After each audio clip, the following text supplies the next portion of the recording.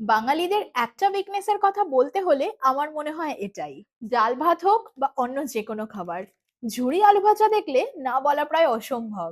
আশা করি তোমাদের সবার মনে আছে, কয়েকদিন আগে আমি উইমি বাই ইমামির এই লঞ্চ হ্যাম্পারটা আনবক্সিং করেছিলাম।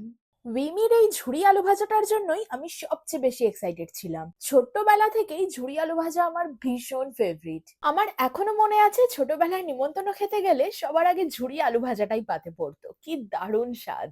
এতদিন ধরে আমরা পাড়ার দোকান থেকে লুজ ঝুরি আলু ভাজা কিনে আসছি, তাই অবশেষে এটাকে একটা হাইজেনিক প্যাকড ফরম্যাটে দেখতে বেশ ভালো লাগছে। আর আমার সবচেয়ে ফেভারিট উইমি এর এই ক্লাসিক সল্টের ঝুরি আলু ভাজাটা। আমার কাছে গরম গরম ডাল ভাতের ওপর এক মুঠো ঝুরি আলু ভাজার থেকে বেটার কম্বিনেশন আর কিচ্ছু হতে পারে না।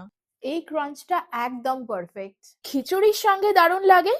ইনফ্যাক্ট বিকেলে চায়ের সঙ্গে একটা ক্রিস্পি স্ন্যাক্স হিসাবেও একদম পারফেক্ট। আমার কাছে ঝুরি আলু ভাজা মানেই সেই ছোটবেলার নস্টালজিয়া, আর বিমি বা ইমামির হাত ধরে সেই ছোট্টবেলাটা আবার ফিরে পেলাম। বিমি বাঙালির ফেভারিট ঝুরি আলু ভাজাকে দিয়েছে একেবারে নতুন একটা অবতার। তোমরা কি এটা ট্রাই করার জন্য এক্সাইটেড?